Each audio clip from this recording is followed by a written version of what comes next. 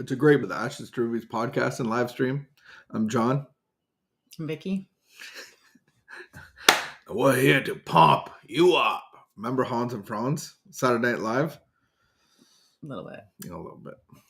I didn't watch a Good lot skits on Saturday Night Live. I never watched Saturday Night Live. I was Saturday Night Live in the era of Adam Sandler, Chris Farley, David Spade, all those guys. The good old days. Is Saturday Night Live even on? I think so, Yeah. They always raise a breed of phenomenal comedians and actors. And what's that called when they do ad lib? Is that what's that called when they do?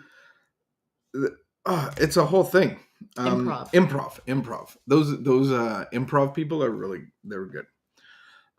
I was not an improv. I didn't do the drama. No, none of that. I did play the music for a little bit, but that sports took over. Thank goodness. You were in drama? Yeah, once for like a class. Like a grade 9. I took drama class. What did they do? Did they teach you like acting? Did they teach you? Is it just like? I don't think it was a really enjoyable experience for me. No, I remember in Indonesia. I guess I never thought of it like this, but I guess there was drama class because every year we would have the school play. Once I was the grasshopper in James and the Giant Peach. Cute. That's cute. Yeah. And I think we did the Wizard of Oz. And fun. Yeah. That was in Indonesia? Yeah, it was a big... So that was elementary school. Yeah, big production. Wow. And you had to memorize lines and make costumes. At your international school. At the BES, it was called. Bogor International School.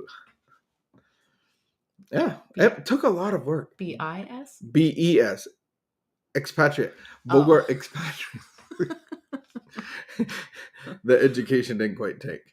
That was that they must have put a lot of work into it because they hand built all the costumes themselves. I can still see in the Wizard of Oz the little lions. I don't know why there was lions. Yeah, they had their little curls. Very elaborate. Because there's lions in the Wizard of Oz. The Wizard of Oz, I guess. I don't remember the lion. Oh, the lion. Yeah, they just made more of them. I wonder if I was the lion now that I'm thinking about it. I was in the Wizard of Oz. I just forget what my role was. I don't think it was a major role because once they start giving me lines to memorize, they realize that this person is good at other things. Like non-memorization stuff. Just talking. Talking. Talk. All right, we got, what is it? May the 18th? Yeah. May the 18th. It is. Let's grab it. You want me to read it? Yeah. Once upon a time, a woman came to Al-Anon to find out how to make her husband stop drinking. She was extremely well informed about alcoholism. She'd read a lot of books. Now she was about to give Al-Anon a chance. After 6 months of attendance at meetings and reading all the Al-Anon literature, she could certainly talk wonderful Al-Anon, except that she wasn't really powerless over anything. She had her own way of using the program.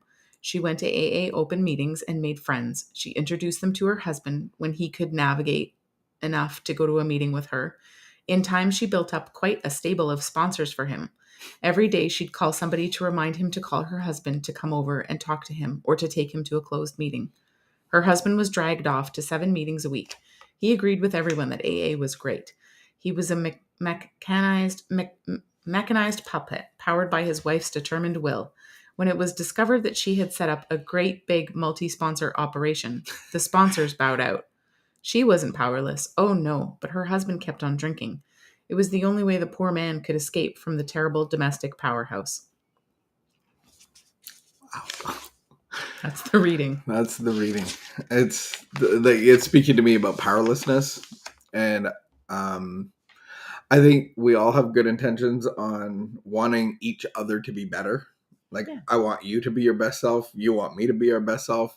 But when we're trying to arrange the other person's best self and we're going to 12-step programs for their good and not my good, because and that's what this lady needed to find, is she needed to find God for herself. But she's here playing God. Imagine the orchestration that she would do going to AA meetings, finding sponsors to call her husband. But do we do that on this side of recovery with each other? I think we do. Like, I know I do it to you sometimes. Did you work out today? Did you do this today? Are we eating better today? And we try to, yeah, we it's easy to play God in lots of our relationships. And I think it's not out of bad intentions. It's about good intentions, but it still can be a form of playing God and trying to control and trying to set the stage and the character. If you did this, you would be better off.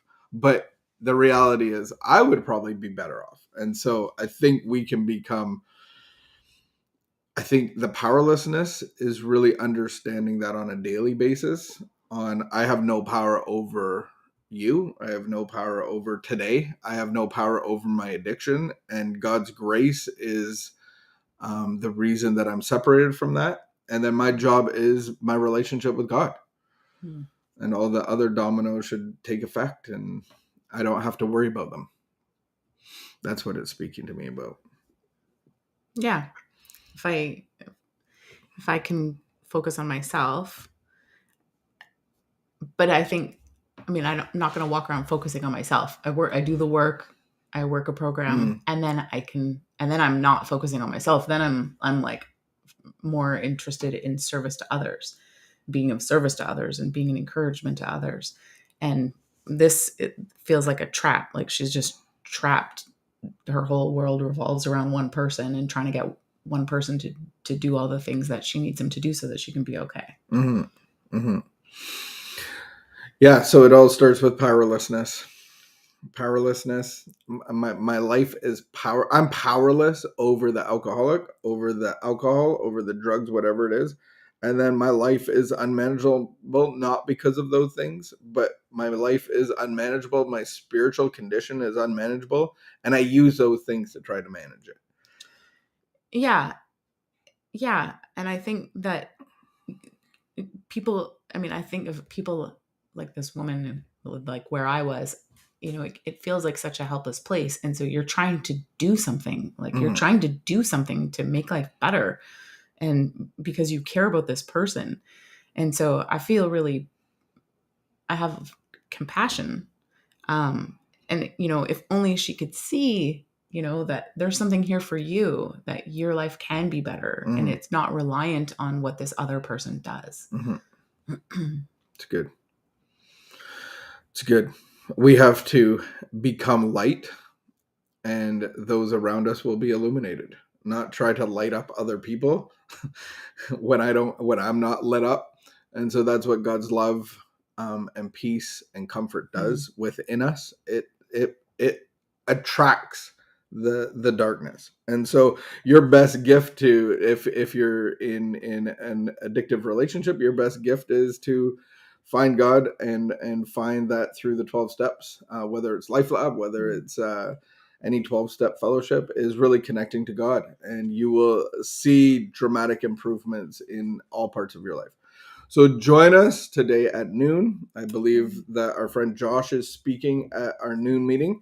And so come and check that out if you're somebody involved in addiction, recovered from addiction, or seeking help, or connection. So come on Zoom. All the information will be in our social media. So we'll see you at noon. Keep the peace, be of good behavior, and wash your hands. Do we still have to wash our hands? You always were supposed to wash your hands. Always got to wash your hands. Always. We'll see you later.